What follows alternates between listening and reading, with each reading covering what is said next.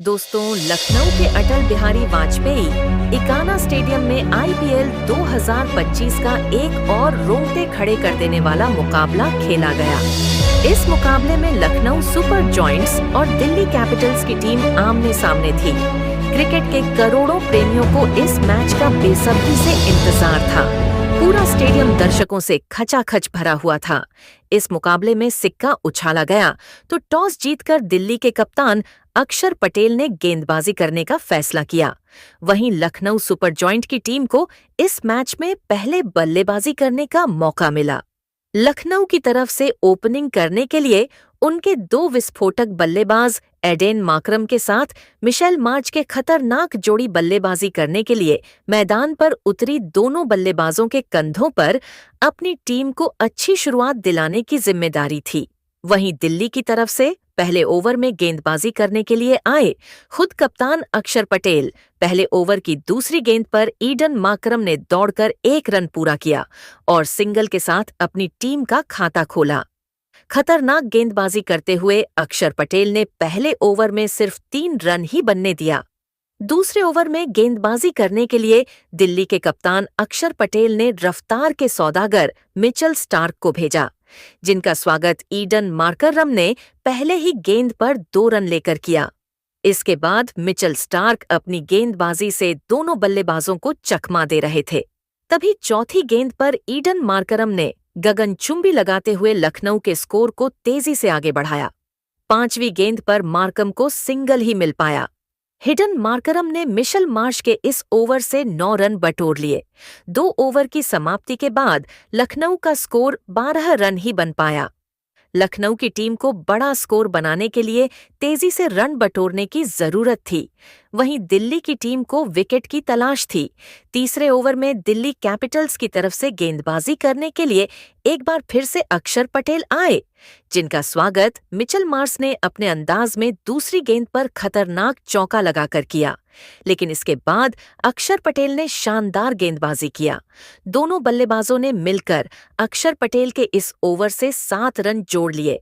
इस तरीके से 3 ओवर की समाप्ति के बाद लखनऊ सुपर जॉयंट्स का स्कोर 19 रनों तक पहुंच गया। अभी तक यह मुकाबला पूरी तरीके से बराबरी पर चल रहा था। चौथे ओवर में दिल्ली के गेंदबाजी में बदलाव देखने को मिला और अक्षर पटेल ने गेंदबाजी करने के लिए मुकेश कुमार को बुला लिया है। लेकिन चौथे ओवर की पहली गेंद पर ईडन मार्करम ने चौका झड़कर मुकेश कुमार के होश उड़ा दिए। इसके बाद भी ईडन मार्करम का बल्ला रुकने का नाम नहीं लिया और तीसरी गेंद पर सनसनाता हुआ लगाकर लखनऊ के स्कोर को रॉकेट की रफ्तार से आगे बढ़ाया। मुकेश कुमार का यह ओवर दिल्ली कैपिटल्स के लिए काफी महंगा साबित हुआ। मुकेश ने गेंदबाजी करते हुए चौथे ओवर से 12 रन खर्च कर दिए। 4 ओवर की समाप्ति के बाद लखनऊ सुपर जॉयंट्स का स्कोर 31 रनों तक पहुंच गया। लखनऊ की टीम की शुरुआत बेहद ही शानदार हो चुकी थी। वहीं दिल्ली कैपिटल्स को लगातार विकेट की तलाश थी। 5वें ओवर में विकेट की तलाश में गेंदबाजी करने के लिए एक बार फिर से अक्षर पटेल आए।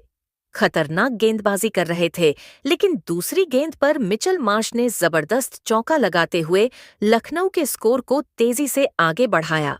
इसके बाद दोनों बल्लेबाजों ने एकल और डबल लेकर 5 ओवरों में लखनऊ सुपर जॉयंट्स के स्कोर को 40 रनों तक पहुंचा दिया। लखनऊ का स्कोर तेजी से आगे बढ़ रहा था। वहीं दिल्ली के गेंदबाज विकेट निकालने में लगातार फेल हो रहे थे। पावर प्ले के अंतिम ओवर में दिल्ली के कप्तान अक्षर पटेल ने गेंदबाजी में जबरदस्त बदलाव किया और गेंदबाजी करने के लिए दुष्यंता चमीरा को बुला लिया। लेकिन मिचेल मार्श ने दुष्यंता चमीरा के ओवर की पहली ही गेंद पर गगनचुंबी लगाते हुए दिल्ली कैपिटल्स की उम्मीदों पर पानी फेर दिया। इसके बाद दोनों बल्लेबाजों को सिंगल और डबल में ही काम चलाना पड़ा। मिचेल मार्श और ईडन मार्करम ने मिलकर पावर प्ले के अंतिम ओवर से 11 रन बटोर लिए।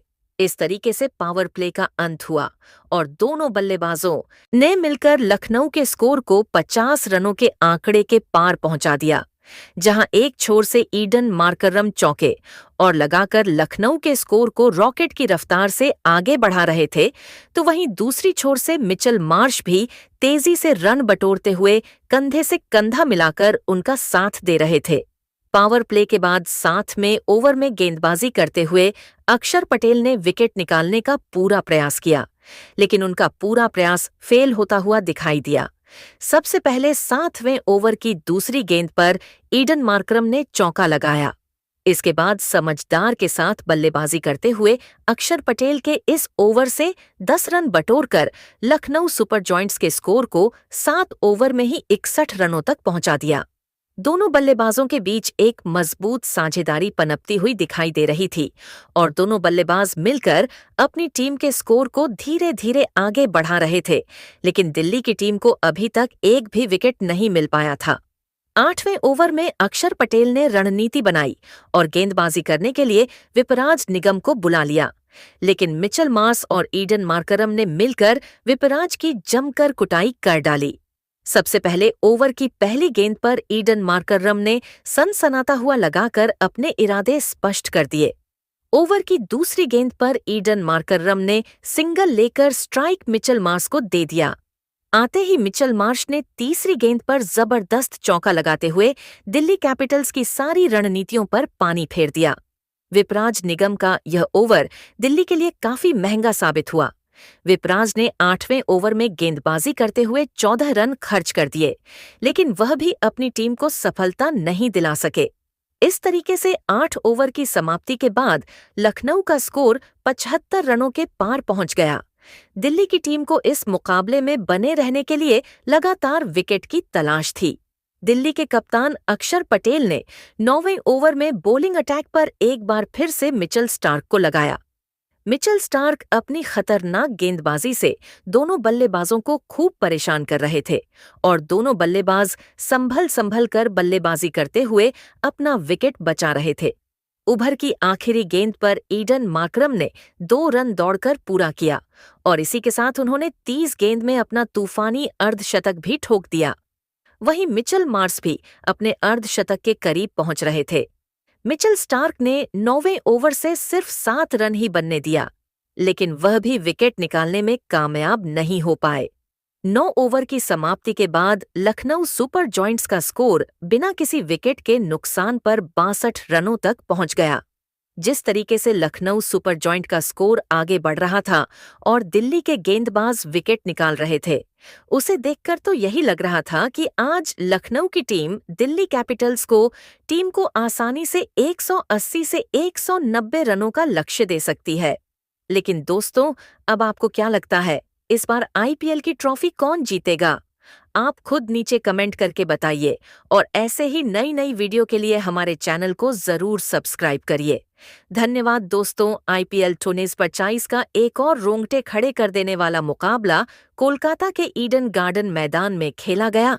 इस महामुकाबले में गुजरात टाइटंस के सामने कोलकाता नाइट राइडर्स की टीम थी। क्रिकेट के फैंस को इस मैच का बेसब्री से इंतजार था। पूरा स्टेडियम दर्शकों से खचाखच भरा हुआ था। सिक्का उछाला गया तो टॉस जीतकर कोलकाता के कप्तान अजिंक्य रहने गेंदबाजी करने का फैसला किया। वहीं गुजरात टाइटंस की टीम को पहले बल्लेबाजी करने का मौका मिला। गुजरात की तरफ से पारी की शुरुआत करने के लिए उनके 2 विस्फोटक बल्लेबाज साई सुदर्शन के साथ शुभमन गिल की खतरनाक जोड़ी मैदान पर उतरी। कोलकाता की तरफ से पहले ओवर में गेंदबाजी करने के लिए आए वैभव अरोड़ा शानदार गेंदबाजी का नजारा पेश कर रहे थे। ओवर की पहली गेंद पर साई सुदर्शन ने दौड़कर 1 रन पूरा किया और सिंगल के साथ अपनी टीम का खाता खोला। दोनों बल्लेबाजों को पहले ओवर में सिंगल में ही संतोष करना पड़ा। वैभव अरोड़ा ने खतरनाक गेंदबाजी करते हुए अपने इस ओवर में सिर्फ 4 रन ही बनने दिया। कोलकाता की तरफ से दूसरा ओवर लेकर आए हैं। मोइन अली अपनी गेंदबाजी से दोनों बल्लेबाजों को परेशान कर रहे थे, लेकिन जाते जाते ओवर की आखिरी गेंद पर साई सुदर्शन ने शानदार चौका लगाकर 2 ओवर में गुजरात टाइटंस के स्कोर को 12 रनों तक पहुंचा दिया। दोनों बल्लेबाज पूरी तरीके से सेट हो चुके थे और धीरे धीरे रन बटोरकर अपनी टीम के स्कोर को आगे बढ़ा रहे थे। वहीं कोलकाता की टीम को विकेट की तलाश थी। कोलकाता की तरफ से तीसरे ओवर में विकेट की तलाश में गेंदबाजी करने के लिए एक बार फिर से वैभव अरोड़ा है, जिनका स्वागत साई सुदर्शन ने दूसरी ही गेंद पर जबरदस्त चौका लगाकर किया। तीसरी और चौथी गेंद पर दोनों बल्लेबाजों को सिंगल ही मिल पाया। इसके बाद ओवर की 5वीं गेंद पर साई सुदर्शन ने जबरदस्त चौका लगाते हुए गुजरात टाइटंस के स्कोर को रॉकेट की रफ्तार से आगे बढ़ाया। दोनों बल्लेबाजों ने मिलकर वैभव अरोड़ा के इस ओवर से 12 रन जोड़ दिए। 3 ओवर की समाप्ति के बाद गुजरात टाइटंस का स्कोर बिना किसी विकेट के नुकसान पर 24 रनों तक पहुंच गया। गुजरात टाइटंस की शुरुआत बेहद ही शानदार हो चुकी थी, वहीं कोलकाता नाइट राइडर्स को लगातार विकेट की तलाश थी। चौथे ओवर में कोलकाता के कप्तान अजिंक्य रहाणे ने एक बार फिर से मोइन अली पर भरोसा जताया और गेंद को उनके हाथों में थमाया। मोइन अली अपनी गेंदबाजी से दोनों बल्लेबाजों को खूब परेशान कर रहे थे।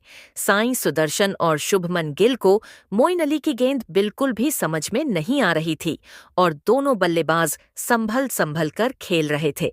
शानदार गेंदबाजी करते हुए मोइन अली ने चौथे ओवर में दोनों बल्लेबाजों को पूरी तरीके से बांध कर रखा और आप